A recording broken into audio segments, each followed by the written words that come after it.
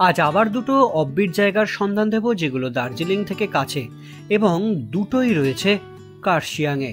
কার্শিয়াং, দার্জিলিং কিংবা কালিম্পং, মিরিক এগুলো তো খুব কমন, তার মধ্যে কিছু অচেনা জায়গা রয়ে যায় যেগুলো সত্যিই কিন্তু একদম অন্য ধরনের। আর এই দুটো জায়গার মধ্যে একটা জায়গায় গেলে কিন্তু অবশ্যই আপনাদের গা ছমছম করবে, কারণ জায়গাটা কিন্তু এই পশ্চিমবঙ্গের একটা হন্টেড প্লেস হিসেবে চিহ্নিত। চলুন শুরু করে দিই। প্রথম জায়গা আজকে যেটা বলবো, কমলালেবুর গ্রাম সিটং। কমপ্লিট ডিটেলস খুব অল্প সময়ের মধ্যে যেরকমভাবে তুলে ধরার চেষ্টা করি যাতে আপনাদের বেশি সময় ব্যয় না হয়, এবং ভিডিওগুলো ভবিষ্যতে যদি সেভ করে রাখেন তাহলে যে কোনো সময় আপনারা ডিটেলস পেয়ে যাবেন এবং প্ল্যান করতে সুবিধা হবে যে কোনো জায়গার। আর সবকটা জায়গায় খুব কিন্তু হাতের কাছাকাছি, খরচ এবং সময় দুটোই কম লাগবে।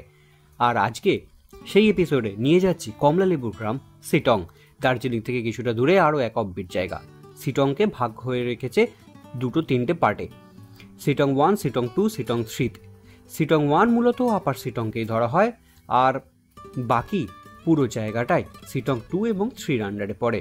4000 ফুট উচ্চতায় কম বেশি সিটংয়ের একদিকে কাঞ্চনজঙ্ঘা, অপরদিকে তিস্তা ও কমলালেবু ও চা বাগান, ঝর্ণা মিলিয়ে এক কমপ্লিট ট্যুরিস্ট ডেস্টিনেশন। সিটং থেকে বেশ কয়েকটা ছোট ছোট ট্রেক রুট রয়েছে, ঘুরে আসতে পারেন লাটপাঞ্চার, মহলদিরাম থেকেও যেতে পারেন যোগীঘাট, আর তার সঙ্গে অহলদারা ভিউ পয়েন্ট। এখানে অন্যতম দ্রষ্টব্য হচ্ছে টেগোর রক, পাথরের আকৃতিতে কল্পনায় করা হয় রবীন্দ্রনাথের মুখ। প্রাচীন প্রজাতির সরীসৃপ স্যালামেন্ডার দেখতে ঘুরে আসতে পারেন নামথিং পোখরি থেকে, আর এই লেকে বর্ষার জলে কিন্তু পুষ্ট থাকে। আপার সিটংয়ের প্রায় 350 বছরের প্রাচীন মনাস্ট্রি দেখতে ভুলবেন না। বংপুতে রবীন্দ্র স্মৃতি বিজড়িত বংপু বাংলো না দেখে ফিরবেন না কখনোই। এবার বলি কিভাবে যাবেন। নিউ জলপাইগুড়ি স্টেশন থেকে দার্জিলিং যাওয়ার গাড়ি আছে, শিলিগুড়ি থেকে গাড়ি ভাড়া করেও সরাসরি সিটংয়ে যাওয়া যায়, তবে তার আগে পৌঁছতে হবে এনজিপিতে। তার জন্য আপনারা পেয়ে যাবেন অনেক কটা ট্রেনের অপশান।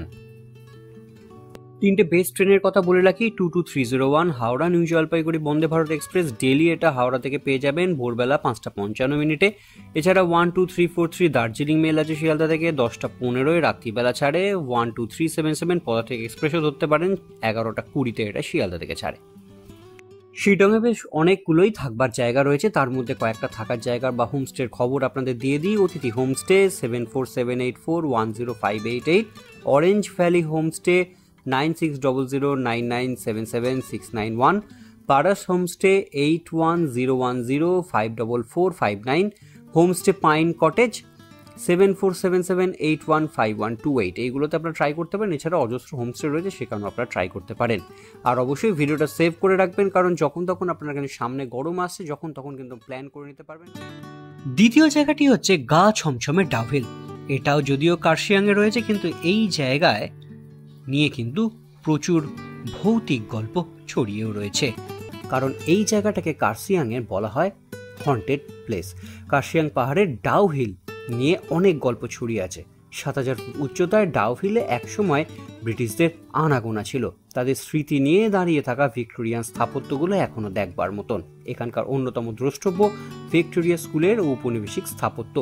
এই স্কুলের কাছেই আছে ত্রিভুজাকৃতি এক চার্চ, যেখানটা থেকে কিন্তু হন্টেড প্লেসের শুরু। চার্চের ভিতরে থাকা জানলাগুলো গ্লাস পেন্টিংয়ে যিশুর জীবনের নানান কাহিনী স্থান পেয়েছে।